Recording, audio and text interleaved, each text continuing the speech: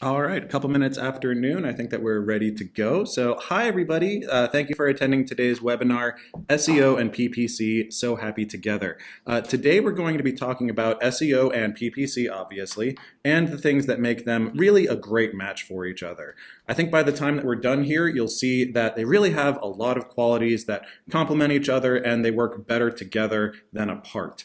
We'll also be having a live Q&A at the end of the webinar. So as you start thinking about questions that you'd like to ask us, you can go ahead and type them in that GoToWebinar text box, and we'll get to answer those later. It looks like some of you guys have already been writing messages in there, and so that's great. Keep those coming.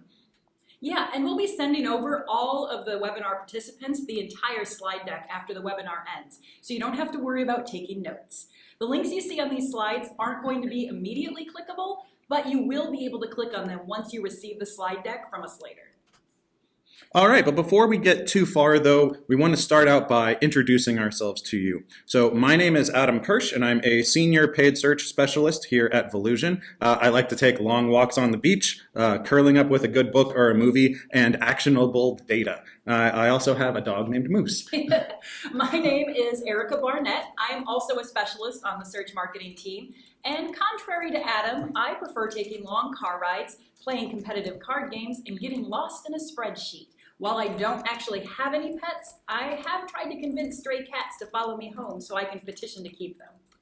And my name is Meg, and I'm the SEO team lead at Volusion. And I enjoy combining strategy, content, and design in a way that makes websites too UFC for the competition. I have a rescue dog, much like everybody else at Volusion. Yeah, all right.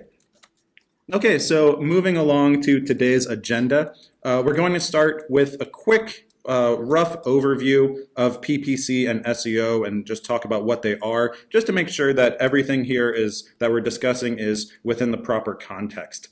From there, we'll be discussing areas where these disciplines overlap and complement each other. We're going to be giving a few examples of some real campaigns that we've seen and worked on in the past during our tenures here at Volusion. And we're going to be saving some time at the end, as I mentioned earlier. We're going to wrap everything up and have a nice Q&A at the end to talk about these questions that you guys have. So, all right, we're ready to get started. I'm going to pass it along to Erica right now to give us our overview. Yeah, thanks, Adam. So, no doubt, as a business owner, you've been inundated with acronyms. So as a bit of a refresher, we're just going to cover what PPC and SEO are. So PPC stands for pay-per-click advertising. This type of advertising is called pay-per-click because you only pay when someone clicks your ad. These are text ads that show up on the top and the right side of the search results pages. I'm sure you've noticed these ads before browsing Google or Bing. Yeah, and it's worth mentioning, during this presentation, we're going to be focusing a lot on Google because that's the most used search engine and it's kind of the gold standard. But for a lot of these basic strategies that we're going to be talking about, these principles can be applied to Bing as well as other search engines as well. Oh yeah, for sure. And in search advertising on any search engine, you will use keywords in order to target searchers looking for the products or services your site offers. Then an auction style system takes place during the searches to determine if your ad will show. Once a user clicks on the ad, they're directed to a landing page of your choosing. So here is a search results page. You can see the PPC ads are highlighted. Also, you'll notice some product images in the upper right. We're not going to really delve into shopping feeds today, but that is another option for advertising your products within search engines. If you do have any questions about shopping feeds, we have some great resources that you can check out in our past blogs and webinars. We'll be linking to our blog and some past webinars at the end of this presentation. So if you have any questions about anything like that as well, we can answer that, or you can look at those resources later. Yeah, for sure. We'll be providing a lot of really great resources at the end. Now we're going to move on to SEO, which stands for Search Engine Optimization. It's a set of rules and strategies designed to help place a website in the organic search results. Essentially, these are the results that make up a majority of an average search results page, not the ads. Google and other search engines use sophisticated algorithms to decide what they show in their search results. And SEO best practices have developed alongside of these algorithms as a legitimate way of convincing the search engines that your website is worthy of being displayed. Good SEO signals that your site is relevant to what's being searched for and a trustworthy authority within the industry. This kind of work requires a mix of technical and creative skills. You'll definitely be flexing a lot of different muscles all at once. One thing to keep in mind, though, is that this is kind of a common misconception. SEO is not about gaming or tricking search engines into showing your site instead of a competitor's. It's about forming a partnership between your site and the search engine for mutual benefit. So here are the organic results. Seriously though, all of these chocolate results are starting to make me hungry. Why did we do this at noon? The results below at the very bottom are also not paid, but they're specifically news results. These are pulled from newspapers, TV stations, frequently updated blogs, and other immediately topical websites. All right, so we gave our little overview of what SEO and PPC are. Next up on the docket, we're going to be talking about keywords. So keywords are an essential part of both PPC and SEO. Now they're utilized a little differently with each discipline, and your marketing efforts will benefit from understanding how they function. So we're going to get the lowdown on how they work. Before I change the slide though, I just want to make a call out to how awesome the design is on this. All of our title slides here are going to have little images of things that just go really well together, and I think our designers did a really great job on it. I'm really happy with it. Okay, so back to keywords. In general, keywords for SEO and PPC are words or phrases that are going to be describing your products. PPC keywords connect with searches to determine when your ads will show. So basically, you're telling search engines like Google, I want my ads to show up when someone searches for whatever you're selling, whether it's shoes, apparel, hiking, camping gear, things like that. So every time someone performs a search on Google, you enter a kind of auction that Erica was talking about earlier, and you get a chance to have your ads shown. You can utilize different match types with PPC keywords to make sure that you're showing up for the right searches. So for example, you can match for exact searches, phrases, or specific words that should be in the search. Keywords only go in one section in PPC, which is at the ad group level. So for an example here, if you're selling monogram lettering, keywords that you would probably use include monogram lettering, custom monogram lettering, custom monogram initials, things like that. It's pretty straightforward and easy to understand. AdWords has a built-in keyword planner as well, which is a very good tool to use when starting to do keyword research on your own. One of our PPC specialists actually wrote a blog very recently that goes a little more in depth about keywords and how they work with PPC. So rather than spend too much time on this right now, because really this could be a whole nother webinar all in of itself, we're just going to have that link up there. You guys can check out that blog, kind of understand the different match types and things that I was talking about a little bit earlier. And that'll be clickable at the end when we send the slides out to you guys. Moving along to keywords in SEO. So if we're going to be using the same monogram lettering example, we would use the same keywords, but they can go in more places than one. So you can have the keyword monogram lettering in your product title or in your on-page content, like in your description or your product title. You can put it in your title tag and various other places as well. The title tag is one of the most important areas to include keywords, as it signifies to search engines what your page is really all about. This title tag helps search engines match your pages with searchers. So whenever you look at tabs in your browser, if you have a whole bunch of tabs open, that kind of like header text right there, that's text that's pulled from the title tag. A word of warning though, we don't want to stuff too many keywords in there and try to game the search engines. Google's aware of this tactic, and it's something that's not rewarded anymore. Actually, it's kind of penalized. So we want to focus on good quality content with clear and descriptive keywords.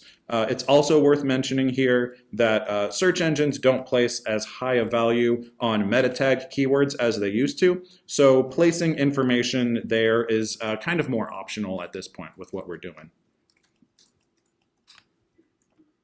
Okay, so there's a lot of reasons why you should use the same keywords for SEO and PPC. If you use keywords for PPC that aren't present on the landing pages that you're sending searchers to, that can and often will hurt your quality score. Quality score is something that we're going to be talking about and bringing up a lot in this webinar. So yeah, this is just kind of the first time that we're talking about it. It's really, really important. We'll be getting more into that later. So every PPC keyword has a quality score that measures its relevance relative to the relationship with your ads and landing pages. So therefore, SEO keywords and other on-page factors impact your PPC keywords directly.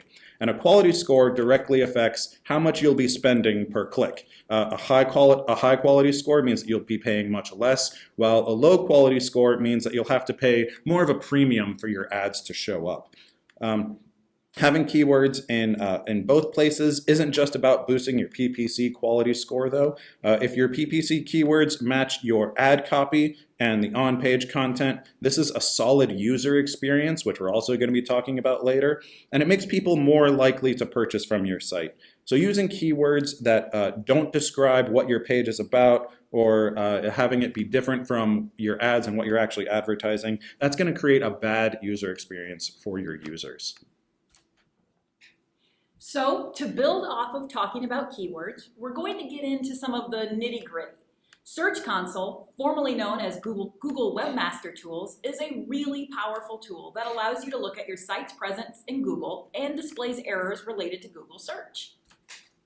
Search Console is a free and easy to set up tool. When you first visit the site, google.com/webmasters/tools. That link is a little hard to remember. We're going to be sending out at the end of the presentation on our resources page, we're going to have a link that you can click on it and go right to that page. Yeah, for sure.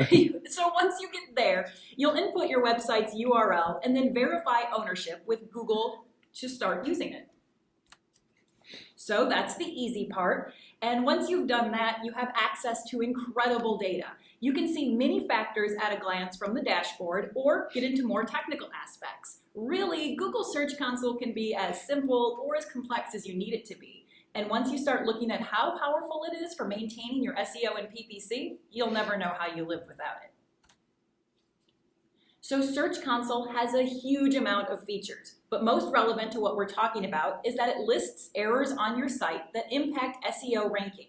It highlights things like pages with missing title tags, duplicate content, and any errors Google has crawling and indexing your site. Whenever you fix these errors, you can then request that Google re-index your site. So indexing is basically how Google views your site and all of the pages and products within it. You have to request indexing because Google's search engine results aren't exactly a live version of the internet where changes you make are instantly stored. So Google crawls and indexes your site for changes and then they reflect within the search results. Essentially, they go through your website again and then store that new information. Organic search queries are also displayed in Google Search Console. These are the terms that people have actually searched for and then your site has shown up for organically. These searches often make useful PPC keywords because they're queries that Google already associates with your website. You can find surprising searches that you may not have known that you were showing up for. Search Console has more resources for improving your site's SEO, but you can certainly use it as a tool for PPC keyword research. Okay, moving right along, up next we have user experience. This is kind of one of my favorite things to talk about. So user experience impacts your site's organic ranking and the overall effectiveness of your PPC campaigns. And we're going to take some time here to explain how. So first off, what is user experience? It's really just what it sounds like. It's related to how the site visitor feels about using and engaging with your website. So you want to think about things like the ease of navigation, an intuitive categorization system, things like that.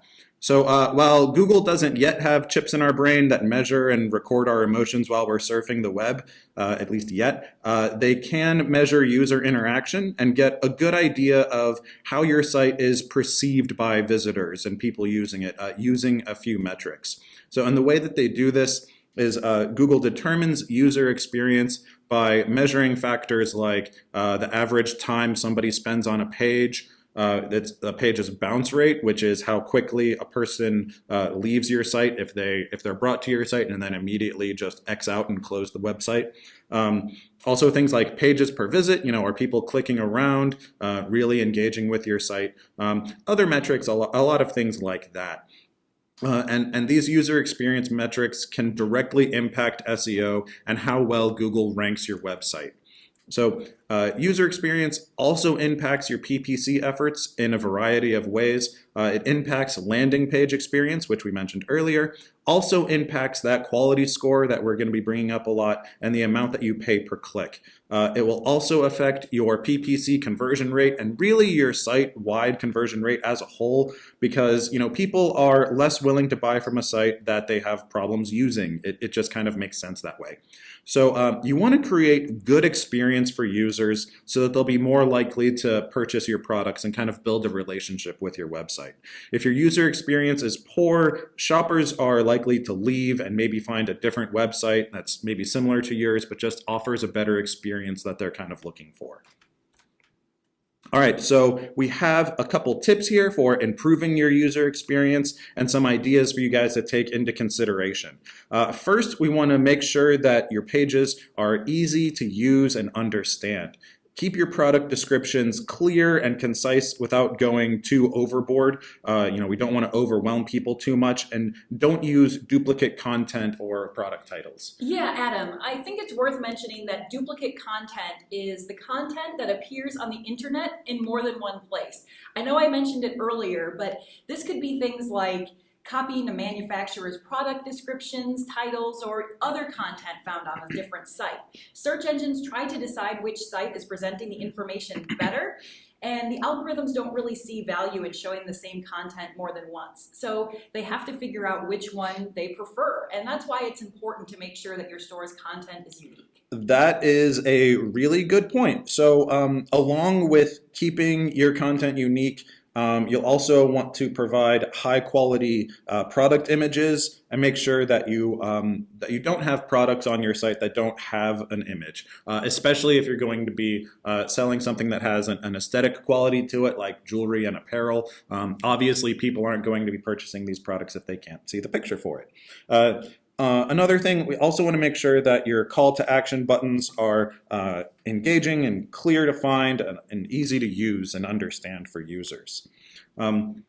Also, as an example, some things that, or as an exercise, some things that we like to tell our clients to do. I've told my merchants to do this. It's a good idea to go onto other e-commerce sites that you really like and that you purchase from often, and think about, what do they do that's compelling you to purchase from them besides just looking at the price. Is it something like a high quality product image? Maybe they have a product video that shows you how to use or engage with the product. Maybe the site is really easy to navigate. Maybe the checkout process is really streamlined and super easy to use, really limiting the number of clicks that you have to use to actually purchase a product. It could even be something like a really bold or vibrant color scheme or a good font choice. My education actually is in art and design, so things like color and composition actually influence me pretty greatly personally. A good example of this is I like to drink wine, but I don't really know a whole lot about it, so if I'm reading a wine label, I really don't care. A lot of the things that I'm going to purchase a wine bottle is I basically just end up buying the one that has the coolest looking bottle or the greatest design. So there's a whole bunch of small factors that can combine to create your site's user experience, and you can draw inspiration from other sites that you enjoy and sites that you know are doing well. Something else to consider here is the user experience of your PPC ads. So think about if your ad takes users to where you're promising to take them and where they expect to go. If you mention free shipping in your ads, make sure that that's reflected on the page that you're sending people to. If you mention the price of a product or a very specific brand, you should take people to pages that contain that brand, and the price shouldn't differ from what's in your ad. It sounds like common sense, but you'd really be surprised how often we see ads, both at our tenures here, working professionally at Volusion, and just like surfing the web at home. You'll be surprised how often we see ads that are disconnected or unrelated to the pages that they lead us to.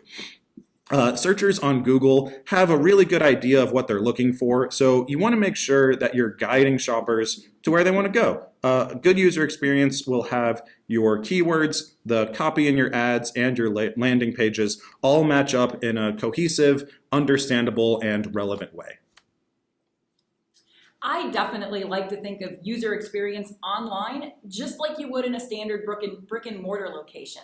Great setup, clearly marked aisles, good lighting, that can all be translated to aesthetics and the setup of your online store. But if you do have a physical store location, this is something you're definitely going to want to pay attention to. Many businesses not only thrive online, but they also rely on a local presence. And there are ways to improve your local traffic with a few PPC and SEO tips.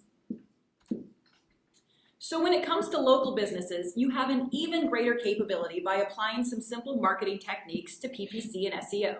Of course, with most marketing strategies, you can get very complex with these opportunities, but some of the things are pretty easy to implement using your Google My Business listings, NAP, name, address, phone number, and user reviews, as well as focusing on some more locally specific targeting techniques. So let's talk about Google My Business. This is a tool where you get to essentially claim your business online and ensure Google provides your company details exactly as you want them to appear. If you have previously used Google Places for Business or Google Plus Pages dashboard to manage your business information, your account has been automatically upgraded to Google My Business. Google My Business makes it easier than ever to update business information across Google Search, Maps, and Google Plus. Once you have updated your information, it will appear exactly the way you wanted it to, entered across all Google properties. Plus, since Google will recognize it when it crawls your website, it can help boost your SEO and PPC performance. For SEO, your rankings can be improved because Google has verified that you have a legitimate business and you've now established some authority.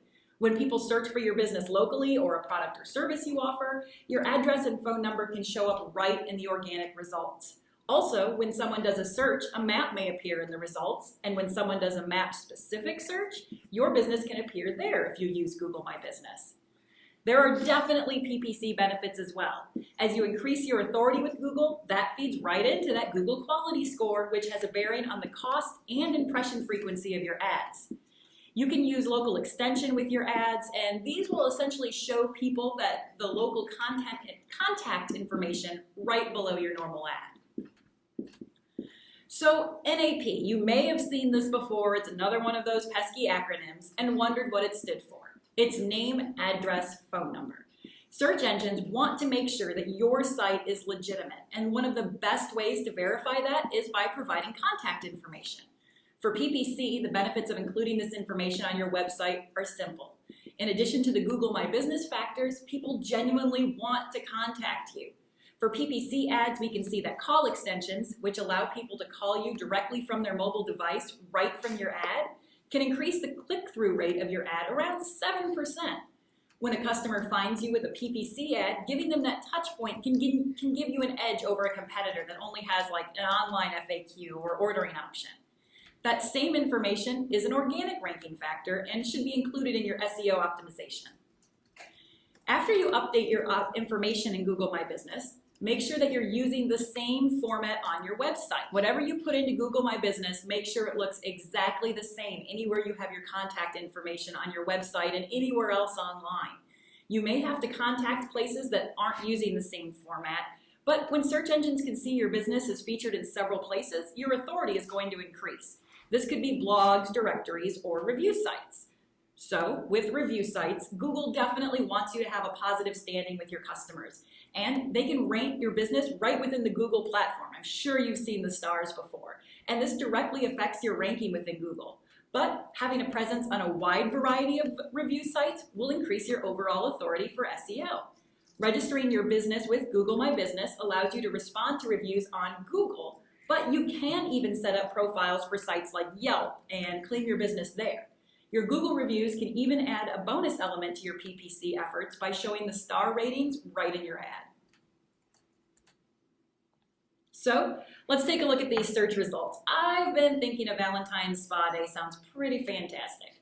And you can see some of the local results I've been using and see the name, address, phone number, and reviews. The first PPC result is for Lake Austin Spa Resort, and they're using a local extension which displays the address and phone number right below the ad. That's super convenient. On the right side, there's an ad for day spas which shows a review rating for Groupon, and at the bottom, there's a maps listing with all of that NAP information and a company rating. So when it comes to targeting, PPC certainly has the upper hand. Thanks to various settings and determining specific keywords, narrowing down when your paid result is seen, it's all very straightforward. PPC allows for campaign level location targeting. So people in that area or people searching specifically about that area will be the only ones to see the ads. Additionally, updating your ad text with references to things that resonate with residents or even specific zip codes right in the ad text makes them even more relevant. And the local extensions add that personal touch to show you're truly a neighbor to the people searching. For new stores with very little traffic, SEO is going to take time to build up, no matter what. As your SEO efforts are gaining traction over a few months, it's great to run paid search to bring traffic to your site.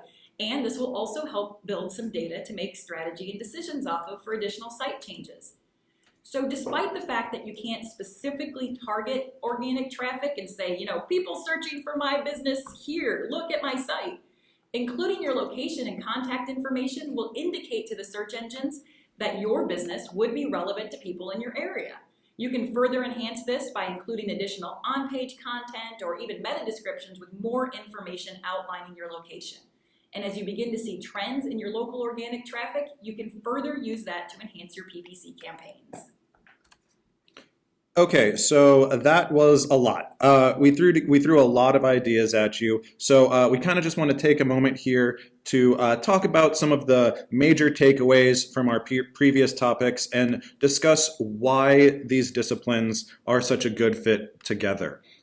Choosing only one marketing outlet rarely has lasting positive effects. However, choosing wildly different options can eliminate cohesiveness, and tackling every single marketing outlet or every channel out there is rarely going to be feasible. So that's why, especially for a small business, it's important to find options that complement each other. So that's really going to be the basis of a strong marketing strategy.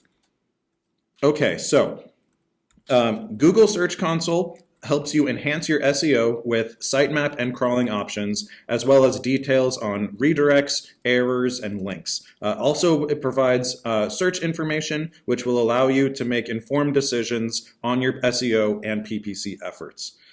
User experience is something the search engine algorithms try to determine through the use of metrics such as bounce rate, time on page, pages per visit, and a myriad of other site statistics that measure how people engage with your website. A good user experience is sure to enhance your SEO, but it is also a factor for PPC as well, as you want to make sure that you have clear and easy to understand category pages with simple navigation. Landing page experience and site relevancy factor heavily into your quality score, which determines if and where your ads are shown. More on that in just a bit. Next up, the local influence of both SEO and PPC is going to be rooted in Google My Business. From there, your site content and use of targeting can lead to high quality local traffic. Our next bullet point up here is about that Google quality score, which is another highly influential factor. Many of the aspects that Google uses to determine the quality score of your PPC keywords are based on your SEO efforts. So things like landing page quality, content relevance, geographic performance, and even device compatibility are all considered. Now, we really didn't dive too much into device compatibility. I think this is the first time we're mentioning it, actually.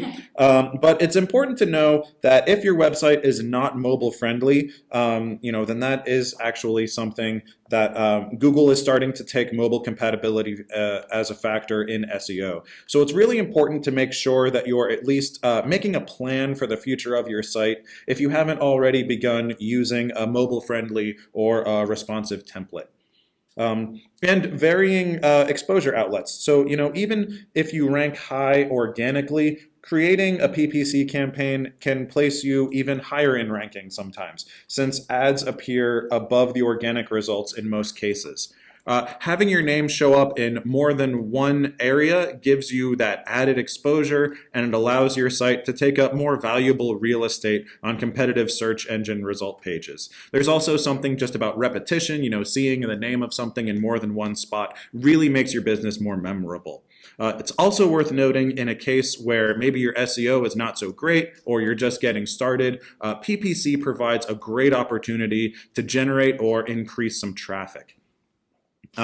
When you're determining keywords for a PPC campaign, it's always a great idea to look at your website, look at data from your website, and see the areas that seem to bring in the most organic traffic. The same goes for SEO. So when you're deploying a new SEO strategy, PPC can be a great indicator of where to focus. And finally, PPC and SEO really just enhance one another. The data from one can help you build out the other one.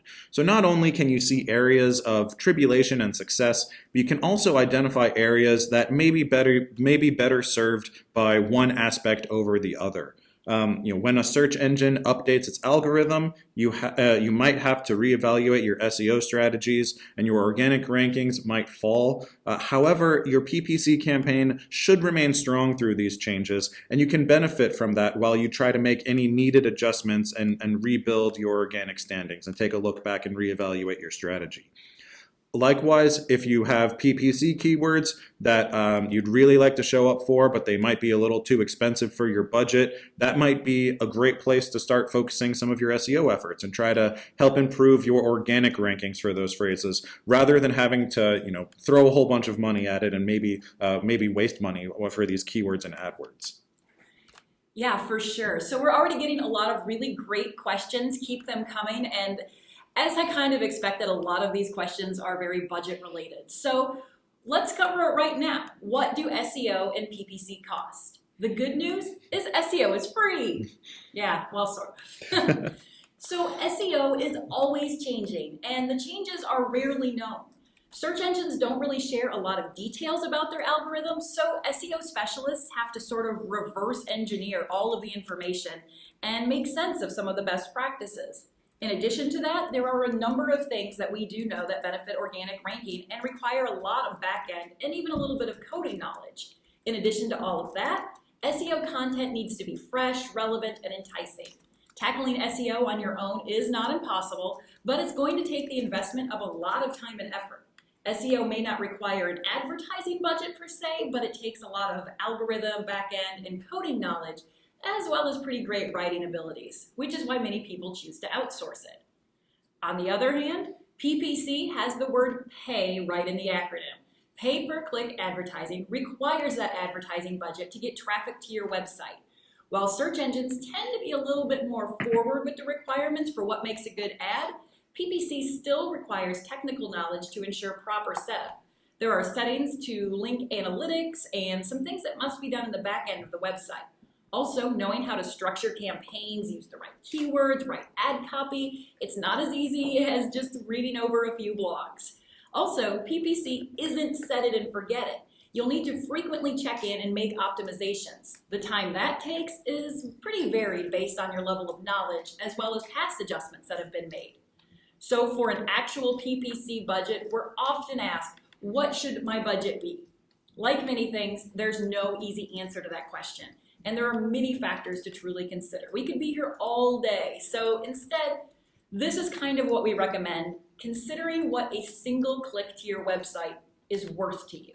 A $20 a day budget where the average cost per click is $1 means you can send around 20 people per day to your site with PPC ads. You can use tools like Google's Keyword Planner to get an idea of what they recommend bidding on specific keywords. There's no one size fits all. But just as a really super baseline, we recommend starting around $500 to $1,000 per month per campaign and then making adjustments from there. So because we do get a lot of budget questions, we're going to just give you a few examples and you can see what we see based on a number of factors. All right, yeah. So to expand a little bit on the budgets, we have a couple examples here that we're going to go over and talk about different clients that we've worked with and some of the strategies and how it plays out in these different scenarios. So our first example here is a client that sold specialty bulbs. So to start off, we wanted to dispel the idea that a larger budget always means a better chance of success. So as I said, this example is for a business that sold specialty lamps and bulbs. Their daily budget was $105 a day. So that's well over $3,000 a month. However, their average cost per click was $2.50. You know, that may sound high because it kind of is. So this means that they could send around 40 people to their site each day. So their customers typically are looking for specific items to replace broken lamps in various pieces of equipment. The competition for this area is actually pretty high. So this data that we're looking at here is just over a 90-day period. So as you can see, they did not spend the total budget that they had allotted.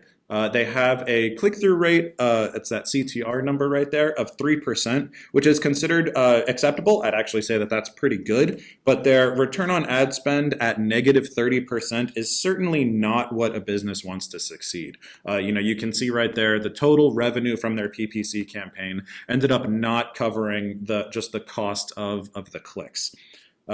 There are a number of considerations for this campaign and many things that can be done to improve it.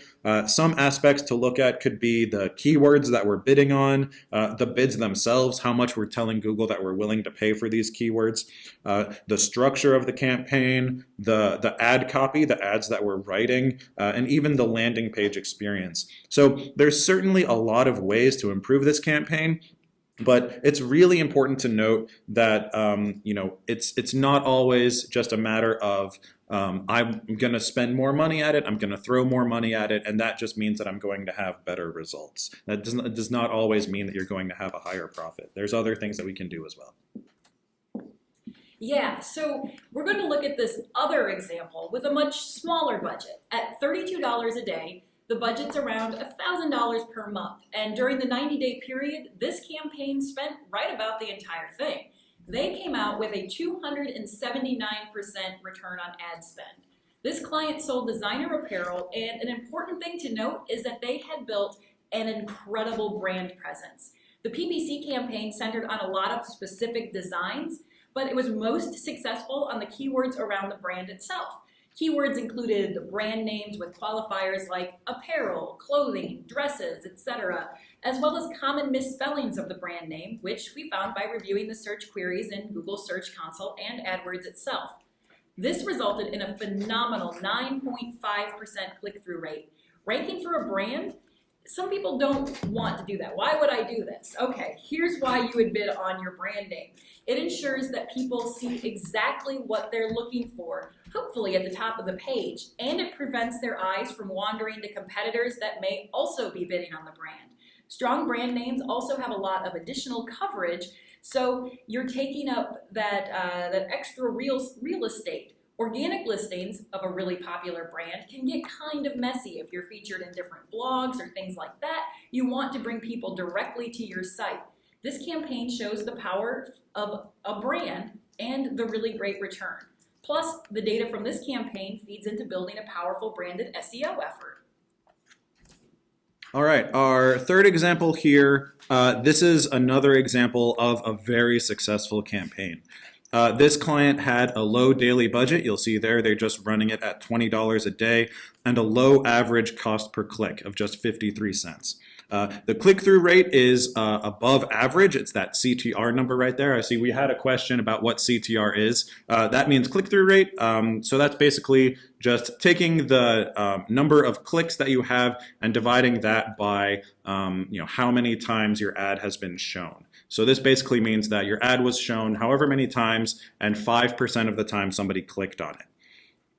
Moving along, so their average order price was $256. So the people searching here, these are for auto parts. So these items are very, very specific. People are searching for highly specific things, individual product numbers, make and model, things like that. So with auto parts, you really can't make a lot of substitutions. And so this client, because their prices were competitive and they sell very specific items, their PPC campaign has done really well. Because their products are so specific, they can bid on long tail keywords, which is just getting more specific with the search engines. And in general, keywords like that are going to be cheaper in AdWords than very broad phrases like car parts. So you can see that the revenue and the cost of this campaign there, and that amazing 1,700% return on ad spend. That is phenomenal. That's amazing. Yes. I wish I could do that for everyone all the time. Yes. So this is our bonus example. I was just going to kind of cut it off after 3 and we were going to leave it at that. But this example is a very fringe case, and I think an excellent example of showing the nature of PPC and how it's very dependent on a number of factors. This client sold very high-end accessories where a single item generally cost between $1,000 and $5,000. The keywords had to be very specific, and this campaign included a number of negative keywords just because of the nature of the products. Because of this, the cost per click was around $1.40 per keyword.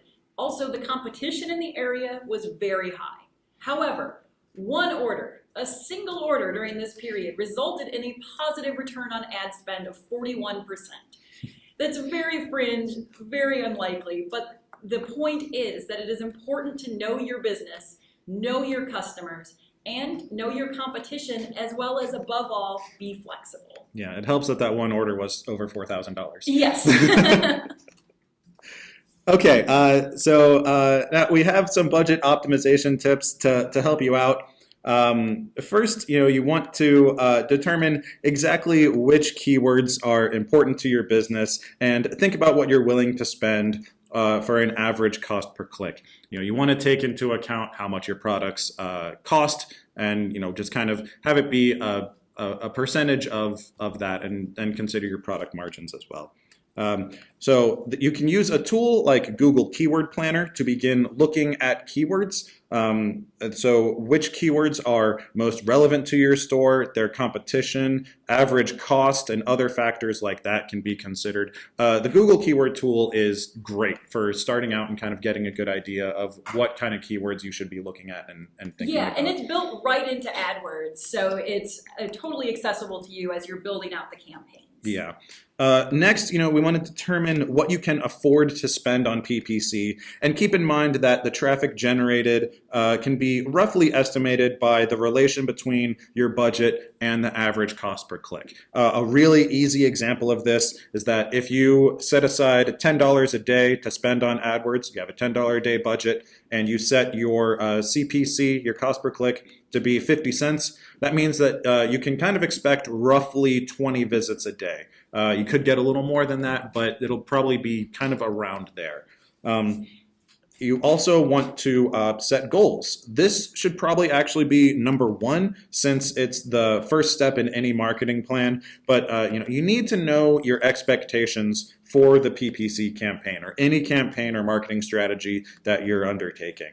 And think about your goal. Are you looking to increase traffic? Are you looking just for transactions and sales? Or are you considering things like email signups or phone calls? You want to come up with something that you can use not only to measure the campaign's success, but an area to focus on your strategy. I've gone to a couple marketing conferences, and one of the things that they always talk about is setting what's called a SMART goal, and that stands for specific, measurable, attainable, relevant, and time-based. So you really just, it's about setting the right goals and making sure that they're goals that you can reach, and lay out specific things that you can do and strategies to attain those goals.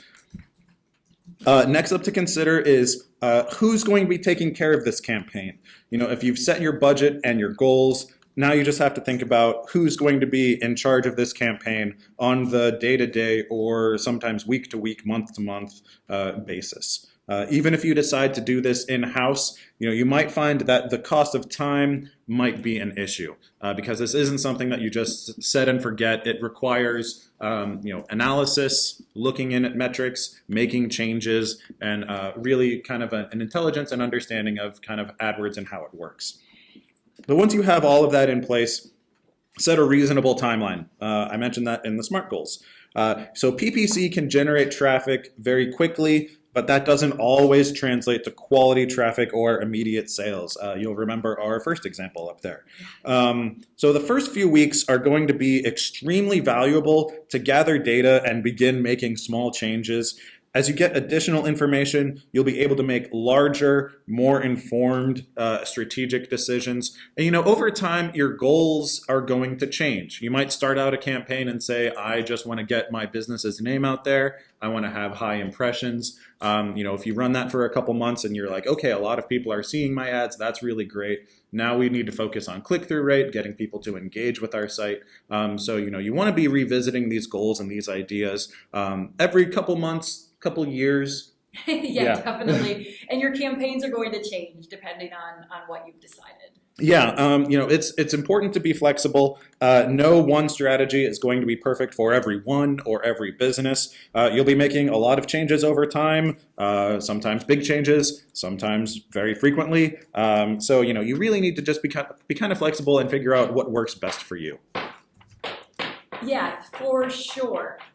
And it's really clear that PPC and SEO are so happy together, and utilizing both allows you to enhance your organic and paid marketing efforts in a very effective and cohesive way. Yeah, we've gone over a lot of things today. There's plenty of other information out there. So we have a couple more resources here for you guys to check out.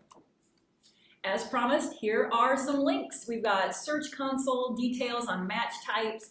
We've also included a glossary on PPC and AdWord terms that are going to help kind of clearly define a lot of the jargon that we went over today and give you a more in-depth definition of things like quality score and CTR and PPC and everything that we talked about. All the acronyms. All the acronyms. And it comes directly from Google, so it should be a great help. There's also some links directly to Google AdWords and analytics, as well as libraries of webinars and blogs Volusion has published to help you on your journey. Yeah, it's important to say too that those blogs and webinars aren't just about SEO. They aren't just about PPC. There's blogs and webinars that cover a variety of topics. If you're new to Volusion and you're getting your site started out, there's blogs and everything that go over that.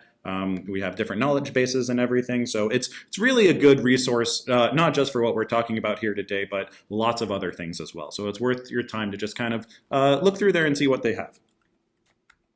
All right, so that's it for us. We're done with everything that we wanted to say.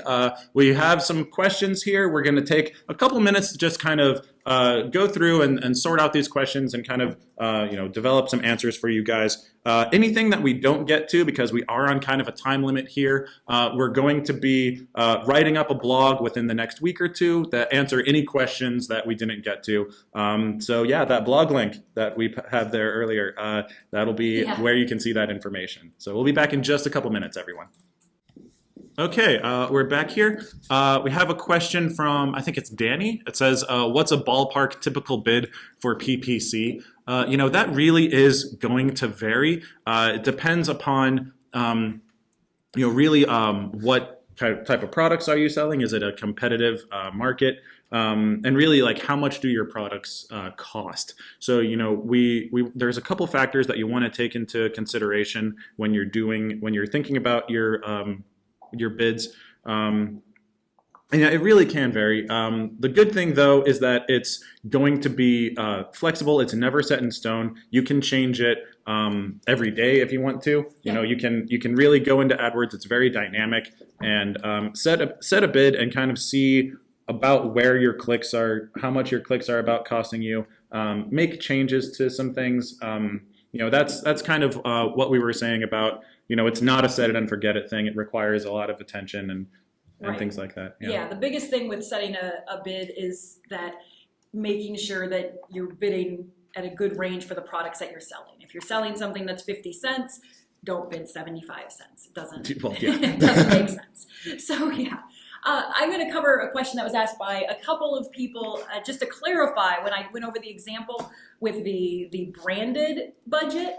The brand is essentially the store name. Because this was designer apparel, it was the store name as well as the name that's on the label of all of the clothes. This company went through and they did a lot of different trade shows. They've been really active on social media. They've really gone out there and built their brand, which meant that when it came to a PPC campaign, people were already trying to find them, and doing the branded campaign within PPC just did wonderful for them. So if you've got a brand that you know is strong, even if it's a local brand, because we talked about how we can target things locally, it's really great to make sure that you are working with that brand that you've already built up. So I'll jump in here and answer some SEO questions. I got to sit back and listen to most of this. Guess it's time to start pulling my weight. So Joshua asks, when you design and launch a new store, does that mean your SEO starts over? This is a really important question because obviously it could determine whether or not you decide to launch a new store or not. And it's also a question that can have a few different answers depending on what you mean by launching a new store. If you are launching a completely new store, then yes, you will be building your SEO from the ground up, and that is an excellent example of when SEO and PPC can work together especially well, because the PPC can give you a little bit of a boost while the SEO is still picking up some speed. If you're simply migrating your store to a new URL, but you're maintaining the structure of the store, the architecture of your old website, there are some technical SEO tricks we can do to make sure that that migration goes as smoothly as possible and so that you won't take an SEO hit. Chief among this is what we call 301 redirecting your old store pages to the new store. If you're talking about something like maintaining your current URL but sort of switching your entire brand around, then that would be another example of more or less building your SEO from the ground up. But if you maintain a little bit of your old brand and your old store, then you'll still be working with something, particularly if your domain is on the older side, because Google does love older domains. Yeah. Steve asks, how do you access UX, user experience statistics? Is there a charge? You can access a lot of this stuff if you're set up for Google Analytics. You can see that information right in there. If you're not set up on Google Analytics, the good news is that it's free and typically pretty easy to set up. There's a little snippet of code that you just have to put on your website. If you're not on Analytics, Google has pretty good instructions and a good walkthrough on how to set that up. So it shouldn't be too difficult. Yeah, there's also some documentation for Volusion, because Volusion actually makes it really easy to do the setups for those things. So if you look within the knowledge base for Volusion on how to set up the Google Analytics tracking, they tell you exactly where to drop that code. Mm-hmm. I'm going to go over kind of a couple of things here. So Google, what Tom asked, is Google Quality Score something you can find out like a Moz domain rank? Absolutely. Quality Score is one of the metrics that you can see within AdWords. And so if you go to your AdWords account and you go into the campaign and then into the ad groups and the keywords, there are different categories that you can look at, different columns. And one of those, if you go into custom, is going to be your quality score. So that's within AdWords. And because I'm talking about AdWords, I'm also going to quickly tackle Melissa's question of what is the relationship between AdWords and PPC. And AdWords is Google's platform where you create your PPC campaigns and ads. You can also do more within AdWords. You can set up your shopping feeds through AdWords. You can do remarketing campaigns within AdWords, but it's essentially Google's ad platform for search marketing. So you do PPC for Google within Google AdWords. Yeah, and also Quality Score, just to talk a little bit about a little bit about that more. It's a number from 1 to 10 that Google spits out and gives to you. 10 is better Yeah. than 1. Right. Yeah. Yes, 10 is good. Yes. So, just going back to Erica's point about AdWords, somebody asked on the SEO end, what is the best keyword research tool? This is from Ira. And Google AdWords is actually on the SEO end one of our favorite keyword research tools as well.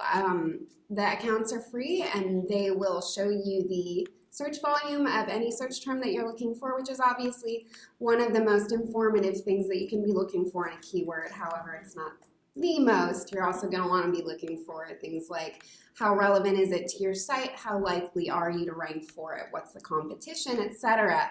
But it's a really, really great way to start out. Most SEOs will tell you that it's one of the cornerstone keyword research tools that they use. We also have some supplemental tools, but that's really our major one. And then, and then it can run down the list all the way to one of my favorite things to do is just type a relevant term into the Google search box itself and see what autofills, because that could be a really great keyword for your store as well. That's a good idea. Mm-hmm. Have another question here. I believe this is from George. It's how long does it usually take to have a successful PPC campaign?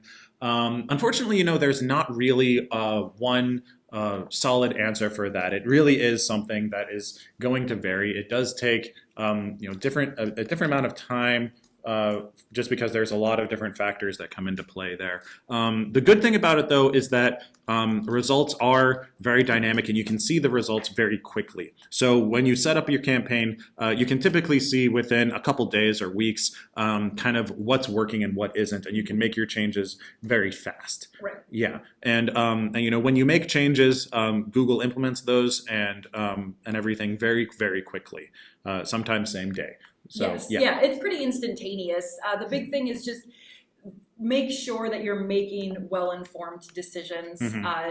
Don't panic after day one if you haven't made a sale. Yeah.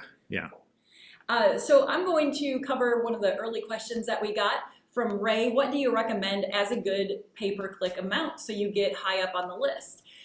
When you're looking at a store that has products around $20 to $25, a good pay-per-click amount is going to be something that's certainly sustainable within there, but it's kind of more about how you've set up the campaign. Within a campaign, that should have a singular goal. Essentially, your campaign should be conversions or email signups. From there, you have ad groups. Within the ad groups, then you will be focusing on different product types, different categories, that sort of thing.